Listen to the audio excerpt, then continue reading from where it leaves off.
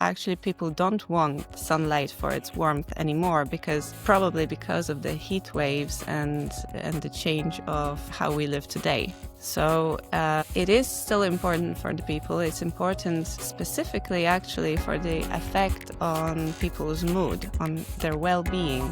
The Building National Code here in Sweden is removing a lot of requirements for new building, including minimum requirements from daylight, despite Sweden being in the forefront in the past. And this is terrible. It's going towards another direction compared to what research and what evidence is showing. Welcome to Sunlight Matters, the podcast that reconnects us with the sun. Join us as we explore the power and influence of our star, the force at the heart of everything. Each episode, we speak with leading experts to uncover the ways sunlight shapes our world. Welcome to today's episode of Sunlight Matters, and I am joined by Niko and Aga from Lund University in Sweden. So welcome both of you. I wonder if you could both do a short introduction to yourselves, and then we're going to talk about my favorite subject, sunlight. Thank you, David. Thank you for having us in this show. My name is Agnieszka Czachura. I am a doctoral student at Lund University. We work in a group called Energy and Building Design. And my research, which is funded by the Swedish Energy Agency, focuses on solar axis in cities. And my personal interest is not only how the numbers can describe this solar axis, how much of it we're getting for the technical purposes like the energy and other technical performances, but also how it affects the people and what the people need and think about. Fantastic.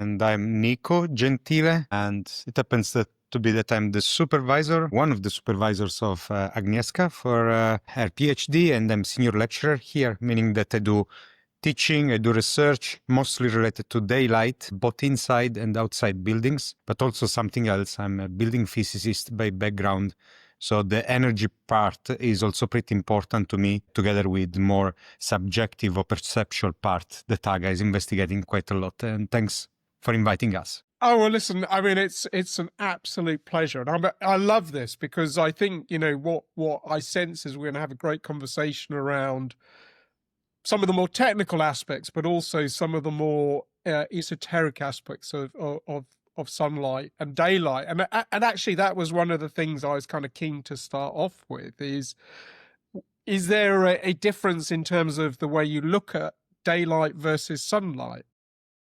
I was just kind of interested because on a previous podcast, that distinction was made to me. And I was like, it is interesting that there is a distinction there. Absolutely. In our field, when we talk about daylight, we mostly think about this diffuse light, the light that comes in through the window, even on a cloudy day. Is this kind of soft light that just kind of makes the space feel bright and light, whereas sunlight is this direct beam of light. So it's very strong. It creates shadows. It can be very nice for some plants, and also people tend to love it. But it can be also quite problematic sometimes with the glare, and because of its strength, it can create some issues inside. So when you're thinking about things like buildings and people's relationship to buildings, then do you look at sunlight and daylight in two different ways, or do you see them as sort of one part of the same thing? So actually in the regulations, traditionally, daylight was looked at as climateless situation where we assume a cloudy sky. So when the sky is cloudy, it's basically kind of special distribution where the zenith point, the most top point in our hemisphere in the sky, hemisphere is the brightest point. This is a special case situation, and many recommendations for buildings for daylight assume this special case. But nowadays we have advanced computer simulations, so we can simulate the real case situation where the entire year is taken into account, and both daylight and sunlight, so both the sunny days, the half sunny days, the cloudy days are taken into account. But on the other hand, you can also look at sunlight focusing just on the sunlight aspect. So in that case, you check for the contact with the sun in the sky, so whether the sun can reach your building or not. In that situation, you actually disregard clouds most of the time. So there are different ways to assess. The modern standards go towards the climate-based simulations, which are pretty advanced. But also there are aspects of sunlight that we can talk about separately to that, because then we talk about the solar axis into the cities and buildings, and that's a little bit a different topic.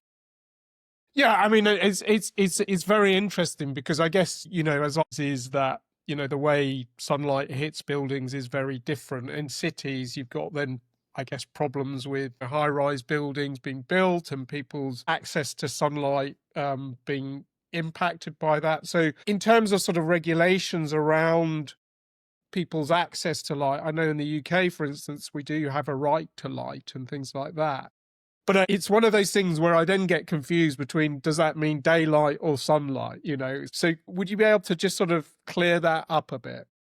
Absolutely. I can tell you that for sunlight, there are these recommendations out there, and they vary by country. There is no uniform way to look at it. But there's been some suggested ways. For example, China and Australia, they look at the worst day of the year. So that it would be the winter solstice, where the day is the shortest. And then they say we should have this many hours of sunlight access onto, for example, a window surface. That doesn't ensure that on this particular day, the sun will actually hit this window, because it can be a cloudy day. But clouds are disregarded in that case. So it's just about the vectors, kind of. It's the connection to the little dot on the sky, which is the sun in that on that hour. Many countries follow the same principle, the same methodology. The European standard, for example, it requires that at least one habitable space in an apartment, for example, gets 1.5 hours of sunlight. And the design day is between the 1st of February until the 21st of March. So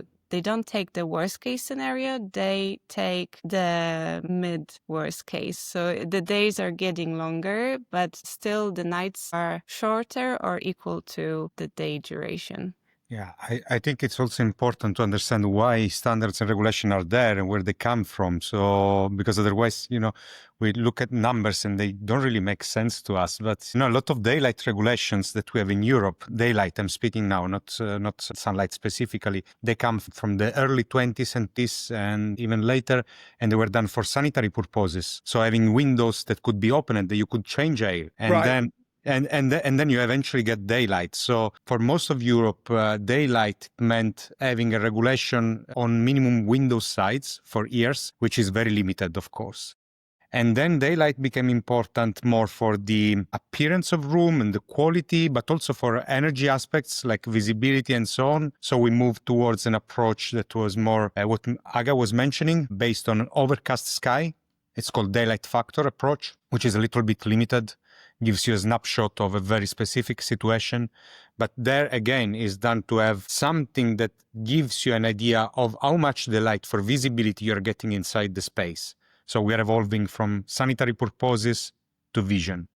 And then it comes sunlight. So it's that the last, I would say. Sunlight, it's important. It depends on the space. Are we speaking about residential dwellings, or are we speaking about non-residential? And in dwellings, having sunlight has been connected to health benefits. It is very well connected to financial benefits as well. We have research showing that the financial value of apartments, both in North America, but also I've seen recently a study in Italy, it relates very well with the annual sunlight exposure, so to the direct sunlight. So there is also these other aspects that comes into the picture. So that's the way we discuss a lot about different aspects of daylight. And when it comes to urban densification and right to light, as you say, this is extremely important, we think, nowadays, to give a justification to the needs for sunlight, daylight, because for environmental reasons, we are building more and more dense, which is perhaps good in a sustainability perspective, but it's not aligned with daylight and sunlight goals. Yeah. No, it's fast because it sort of feels that at some point along the way that kind of sunlight and daylight, was really deprioritized in our kind of rush to build through the sort of 60s and 70s and 80s, and it's now being rediscovered as something very, very important. And certainly what I can see is around the kind of notion of sunlight, there's a lot more research being published around why it's absolutely vital. And I was talking to someone from UCL last week who was saying that from an educational point of view, for instance, that if kids are taught in lighter classrooms, their ability to learn kind of goes up. And Aga, you've just done a survey on sunlight, and I was kind of to understand what some of the findings were that you got from that. So what were you looking to get out of the survey? I actually was very interested to find out what people today think about sunlight, because the latest, the studies that I could find were dated back to the 60s and 70s on them. Really? Yeah, and not much has been done since. I was wondering, what is the basis for some of these recommendations? Why the 1.5 hours in the European standard, for example? Where does this come from? And it seems like a lot of these numbers might be coming from a very old research, we could say now, because it was 50 years ago and people were then valuing sunlight for its warmth, and because the apartments were not as heated or as well heated as they are today. Today in the modern buildings, we have insulation, we have very good and airtight windows, we have district heating and all the modern technologies that no longer make it such an issue. Also, currently are experiencing more and more heat waves, and the cross-section of the society also changed. We no longer have the same arrangements in families, and lots of migration has happened since. So it was very interesting to look at the modern population and to see what they think about sunlight. And I can tell you that it was actually similar, because the old study said that 90% of people want sunlight in their homes, which is the case now as well. But 20-something% out of those people actually would want the sunlight inside only in the winter months. So there is a little bit of a shift in perception. Actually, people don't want sunlight for its warmth anymore, probably because of the heat waves and the change of how we live today. So it is still important for the people. It's important specifically, actually, for the effect on people's mood, on their well-being. This is a very, very important aspect of sunlight, I think. The mood enhancing. People get energized by just seeing that sun is shining outside. And this is a fascinating effect that sunlight has on us. And also, I have to say that I was doing the survey in the spring months. So people were, especially here in Sweden, people were craving for some sunlight after long, cold, dark months in Sweden. Can I ask, in terms of how you did the research, it was basically you came up with a series of questions and it was all going out asking for their response. I mean, and it is fascinating. You did it at the end of the winter into early spring. And, I mean, I know for myself, I've become obsessional about, please, sun, come out. We've had a few good weeks. Well, we've had a brilliant spring here in the UK, and I think it sort of made a massive difference to everybody. So yeah, I'm kind of what was the sort of process you went through in terms of gathering that data? And I guess there was sort of like what you were looking for was kind of the answer to what people sort of feel about sunlight, wasn't it? Yes, it was about people's perceptions. It was about their preferences also in regard to sunlight in home, so residential setting of sunlight. And I largely based this research on those studies from the 60s and 70s Right, in yeah. terms of their structure and what they asked about, and actually what they actually got as well from those interviews that they carried out, because people were then talking about all these aspects of sunlight, like its appearance on room or these therapeutic benefits and so on. So I included those in my survey as well. And I tried to adjust it so that it could be posted online. So it's an online survey. It's actually still active. I'm already analyzing the data for a given period. But you are also welcome to take I a will look in it. absolutely. I'll be there. But then I'm kind of. So, will you then publish the results publicly, or is Yes, it? I'm planning on publishing them in a conference paper, perhaps, which has been already the proposal has been submitted, and then also as a journal paper as part of a larger study. I also carried out interviews here in Sweden with participants in homes to pick their brains a little bit more about how they interact with sunlight, how they feel, and what they think about the sunlight access that they receive in their apartments. So it was more personalized. I could look specifically at specific apartments and not only find out what people think about it, but also simulate the actual, what is the situation there? How many hours are we getting? So I will put that together, and then I will have a bigger understanding, hopefully, of what is right. And Right. I think we can also mention, okay, you already got several hundreds of answers, which is very good. It makes quite a strong case from all over Europe, of course, with a strong part of the population being Swedish all over Europe. And we are in contact, of course, also with the European Standardization Committee, because the European standard for daylight has some requirements for sunlight access, and this probably can be slightly revised or updated.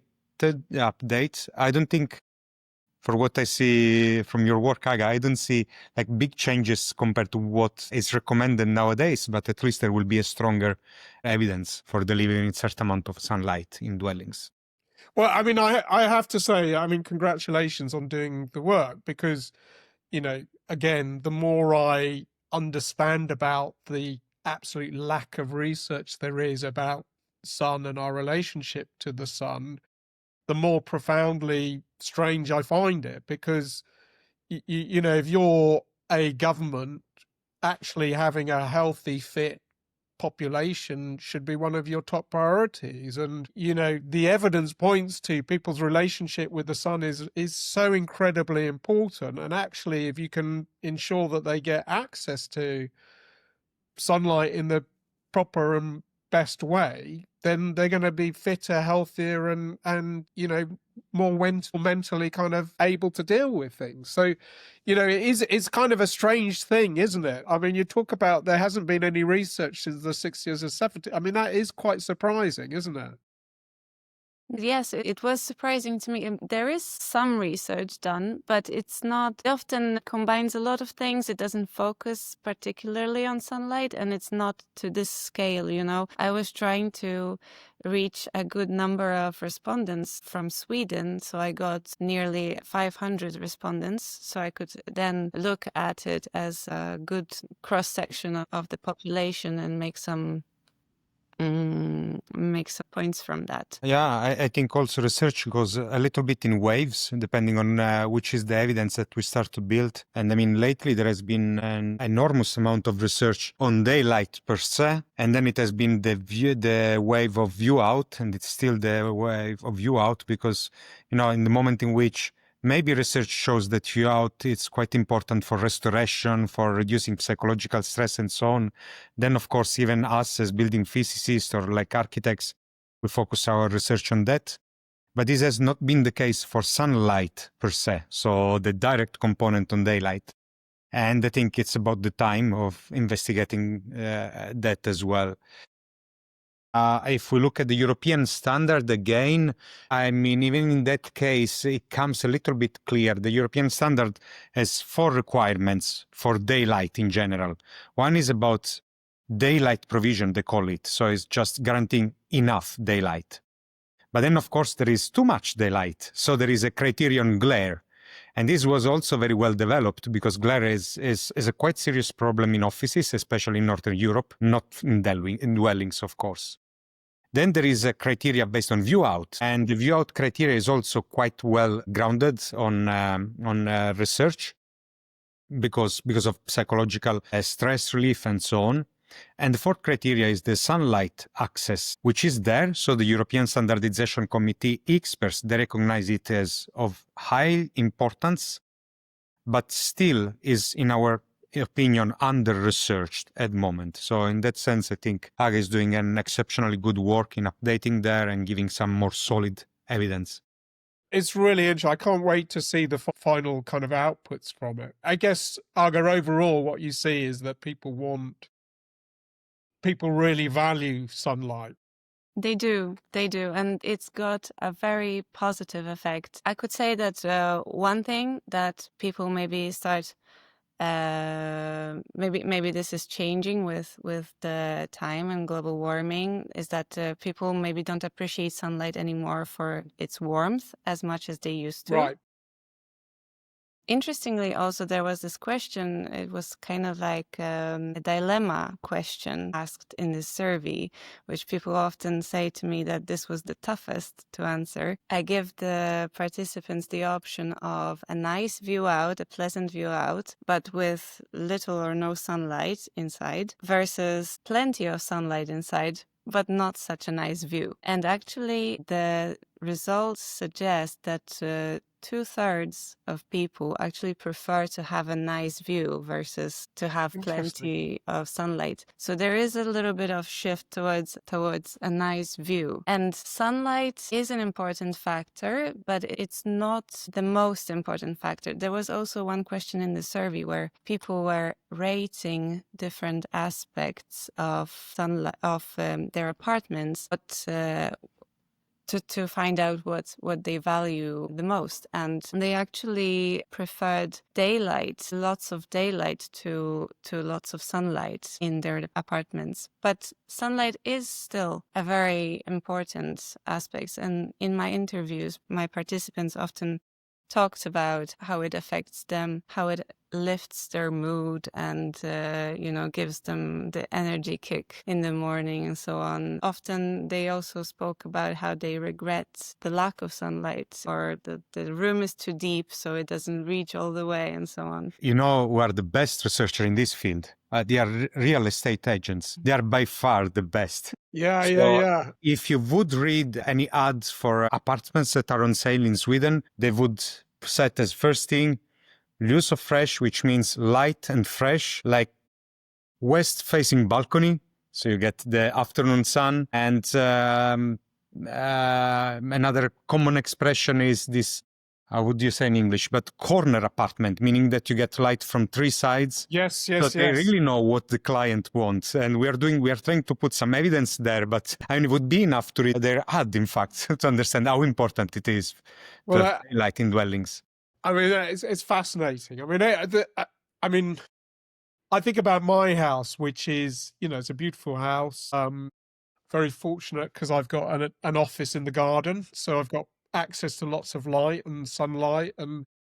But I was really interested in your distinction between kind of sunlight and the view. And for me, sunlight is more important, I think, than the view, because I know sort of the impact lack of sunlight, the impact it has on me is something which I can kind of feel sort of physically almost. So it's fascinating to kind of hear the difference. But Niko, from your experience though, this whole, why do people care about sort of daylight and sunlight? What's the sort of the interplay between them? Like, just as I guess from the sort of building physicist point of view, I guess you've got light coming into buildings, which may impact kind of heat, all these things. What is the interplay, as I say, between them, and why should people care?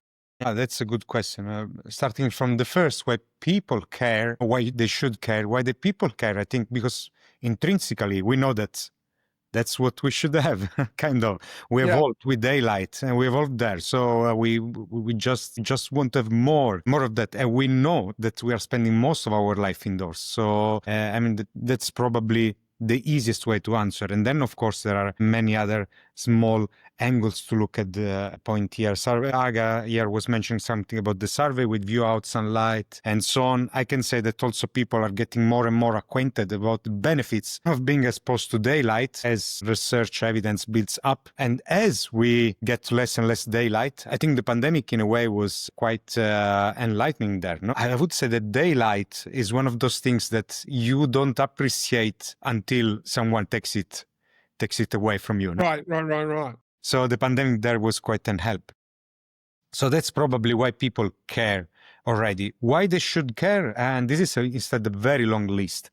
So for me as a building physicist, again, as you mentioned, it's a lot about trade-off, because daylight and sunlight indoors is not about having as much as possible. Too much daylight, it's problematic in terms of over-illumination. You cannot really perform tasks like office tasks or fine work tasks. It can be glaring, and it can be also pretty bad for energy, so it's overheating. So that's the first trade-off. You have a little bit to balance the two things. And this has been a problem for decades, I would say. And nowadays it's getting even more complicated. The picture is not really trivial at all to answer the question. So, because today we don't care anymore about energy in buildings, energy during use phase, but we are looking more at the energy impact of buildings during their entire life cycle. So from the construction to the use to the disposal of buildings. And we look at energy in terms of climatic impact, embedded carbon typically. Now the things here gets even more complicated, because building a window and using a window instead of having a wall, it can be more environmental impacting than the wall in itself. And if we don't balance the environmental performance with other type of benefits, let's say social benefits, health benefits, then we have a big risk that we are gonna recommend in future buildings with less and less daylight, because if we focus too much on the environmental aspect. Right. It's not the case, for example, that in Europe we have a framework for sustainability of construction works. It's a framework that is based on the so-called 3 pillars of sustainability. The environmental sustainability, so how much CO2 you emit in the building. The social sustainability, which is about energy poverty, daylight poverty, and daylight is expressly mentioned there. So that's the quality, and the financial aspect as well, because there should be financial sustainability as well. But in fact, despite having this framework, what we observe in reality is that all the regulation today, all the recommendations like new climate declaration for buildings, new limits are based only on the environmental performance. And there is very little said about the social or quality performance. And this is a risk, and this is a clear risk. I can mention, for example, that from 1st of July, the Building National Code here in Sweden is removing a lot of requirements for new building, including minimum requirements from daylight, despite Sweden being in the forefront in the past. And this is terrible. It's going towards another direction compared to what research and what evidence is showing. So let's see how it turns out. I don't think it's going to be a great experiment, but that's what is happening. So this is this is something. We do quite a lot of studies there, I would say. As Aga has mentioned, the Swedish Energy Agency is supporting us a lot with that. And we have quite some work ongoing with the International Energy Agency as well, trying to look at this interplay and trade-offs between energy, environmental aspects, and quality, social sustainability. I mean, I think it's so interesting, because I haven't heard that interplay being described so nicely before, and it really is something to consider. And, you know, again, I've been reading research which shows that since COVID, people are spending less time outside. So, you know, they're not getting access to sunlight and daylight and the potential health-giving benefits of that. They're inside. And here am I'm sat in front of a huge piece of glass, but that glass is designed to cut out UV and other things. So, I can sit here all day and I won't get some of the benefits of actually just standing outside. And as a sort of building physicist, is there things going on around kind of thinking about glass and, innovations around glass to actually let some of the kind of good stuff through as well? Because if people are spending more time inside, then that's going to be very necessary. And again, I was talking to someone in Dubai, and, Dubai, I think a couple of weeks ago, was up to 50 degrees. So you couldn't go outside your building or, but all of the buildings are covered, have glass. All of the big buildings have glass, but all of those will be designed to keep UV and infrared out. Yeah. That's actually a very good question and very timely as well, because that's where research is moving as well now.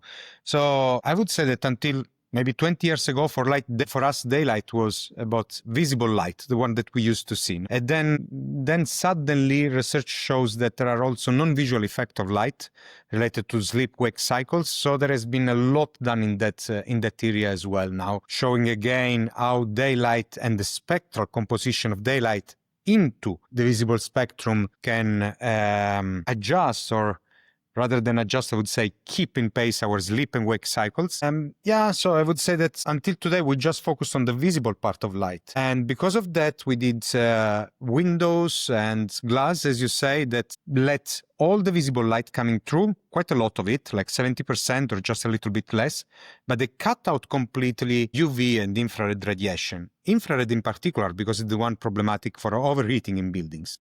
So it means that daylight indoors is actually different from the daylight outdoors. So we have almost the same visible part, but we are lacking the UV and the infrared, another part of radiation. Now it turns out that this might be a big problem. We don't know that yet, but there is more and more evidence showing that the infrared part of radiation is extremely important together with the UV for eye development and for a number of other developmental things that I don't want to mention, and I don't want to get there because I'm not a physiologist or a doctor, so it's outside my competence.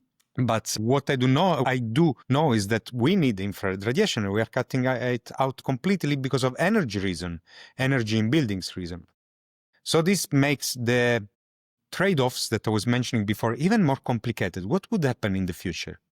Are we going to have windows that are improving, or let's say designed only for increasing to the most the energy performance, the environmental performance of buildings, or also to have healthy indoor environments? Is that possible at all, to have a trade-off among those? Or maybe it's better that we just go outside, that we change our societal schedule, which looks a little bit complicated, but sometimes I wonder, I never thought about that because I'm an engineer, so I have a problem, I try to solve the problem, but sometimes go outside, get a dog and... Yeah. Wouldn't be that just easy to give us like 3-4 hours of outdoor activities? I don't know. I'm just saying that. I'm just provoking. But I don't know. These things are coming up in these... things are getting complicated. These are major, major, major things. You're talking about the health of populations. And going back to the UAE, like actually going outside is not practicable. The investment going into Dubai and Abu Dhabi is enormous, so you've got more and more people going there. So one feels that sort of health aspect of kind of what people can access through window. It's they're going to be really interested in it, I imagine. But I think what's really, for me, is kind of amazing is that very few people have sat down and thought this stuff through. So as you say, because we've spent all of our time thinking about that kind of visible side of things. And by the way, I think I'm going to be talking to someone from UCL who's talking about the actual physiology of our relationship with light. So I'm very excited about that, because it sort of feels like there's all these bits of a puzzle being kind of put together.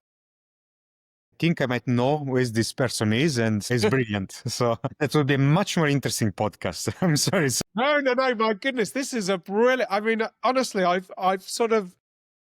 learning so much in terms of the way you think about, because I guess between you and Aga and a few others, you're at the kind of cutting edge of research around this very, very important subject. I would say that, thanks for the nice words, but I would say that what is difficult, and that I think we are doing pretty good, is to put different pieces of information that are not necessarily, I would say, extremely complex information, but there are very few people that actually put them together. And our field is actually pretty small, I must say.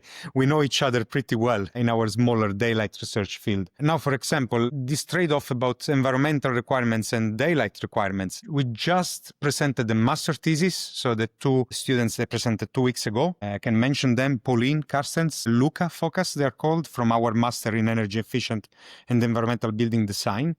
And so they were showing if there is alignment between the environmental and daylight regulation in Denmark. So it was a very specific case.